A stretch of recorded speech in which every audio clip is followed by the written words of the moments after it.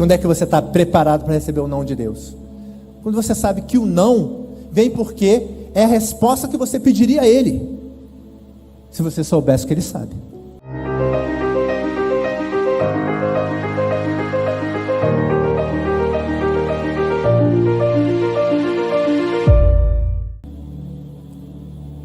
Eu tive a oportunidade, Deus me deu a oportunidade de plantar 2 igrejas, uma em Recife e uma no interior de São Paulo. Lá no interior de São Paulo, a gente fazia muito trabalho na rua. Em Recife a gente fazia também. Em Recife a gente ia para a praça, a gente montou um grupo para tocar baião. A gente tocava baião na praça. Alguém é de Recife ou conhece Recife aqui? Praça de Boa Viagem.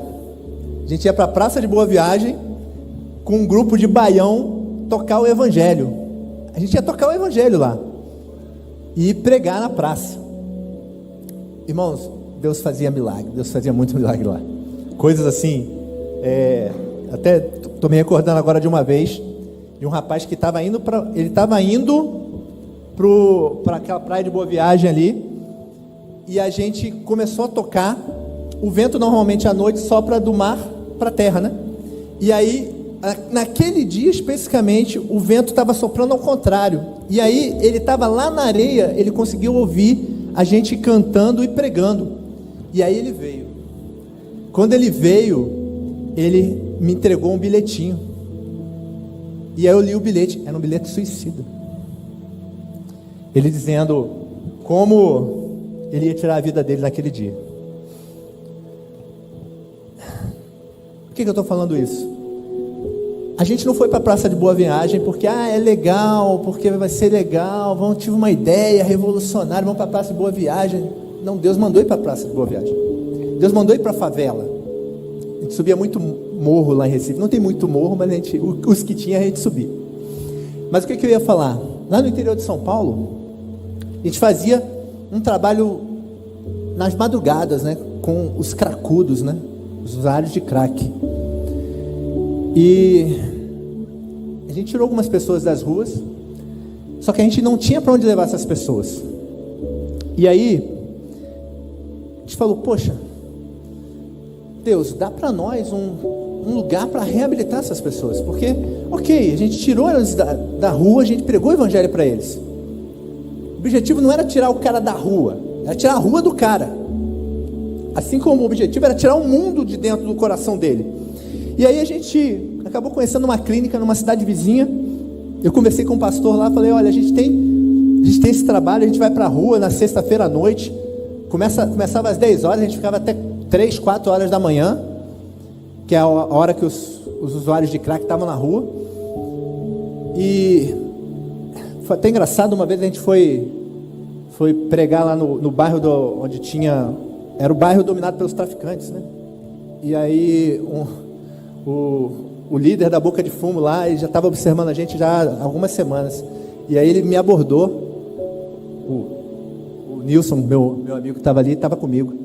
Aí ele me abordou e falou assim, eu queria que vocês fossem pregar o evangelho para o meu filho. Aonde? Não, ele está lá na Boca. E aí os caras com fuzil, escoltando a gente para pregar o evangelho para o filho dele lá na Boca de Fumo.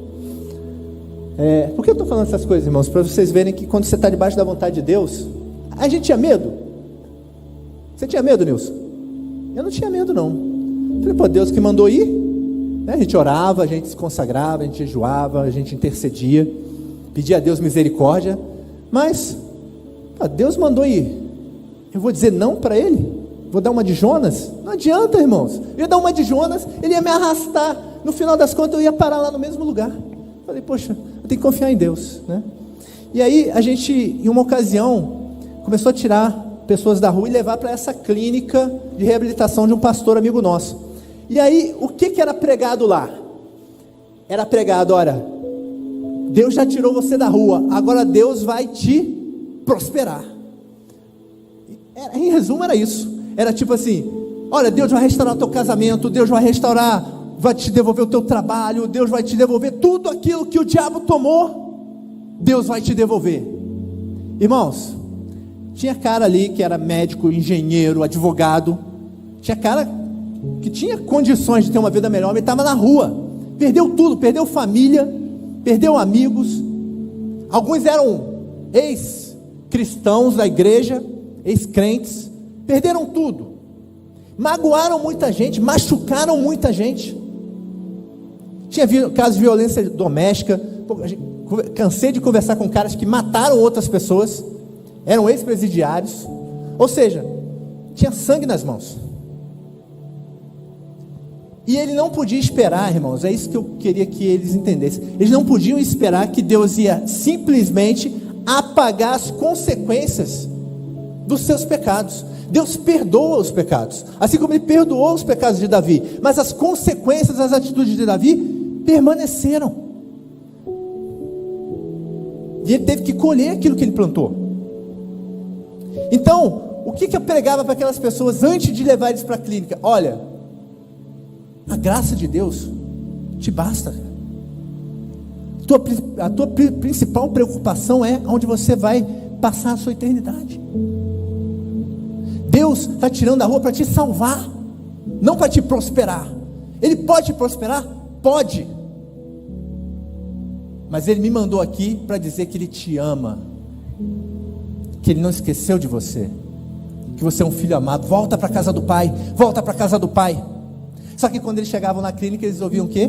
Deus vai te prosperar. E aí quando ele saía daquele período de reabilitação, quando ele voltava para a família, o que acontecia? Muitas vezes, agora, né, Deus vai recuperar meu emprego, e a minha esposa, que eu espanquei, que eu quase matei, ela vai me aceitar de volta. Eu creio que Deus faz isso, irmãos, eu creio. Mas tudo leva tempo. Por quê? Porque a esposa tinha que ver nele o quê? Os frutos. Porque não adianta chegar e falar assim, eu sou cristão. Você tem que mostrar que você é cristão. E você mostra como? Através das suas atitudes. E aí aquelas pessoas se decepcionavam. E quando eles se decepcionavam, Deus me abandonou. Deus mentiu para mim. Deus me traiu. Deus não correspondeu à minha fidelidade de ter entregado os meus caminhos nas mãos dele. Mas esse não é o Deus que eu conheço. E essa não é a palavra que eu conheço. Só que receber um não de Deus, irmãos, é difícil. Você tem que estar preparado para receber esse não de Deus.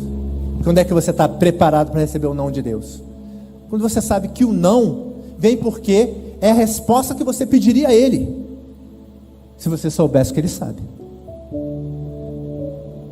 E aí, como os seus pensamentos não são como os dele, seus caminhos não são como os dele, como diz Isaías, só te resta confiar que Ele sabe o melhor caminho e que Ele tem um propósito.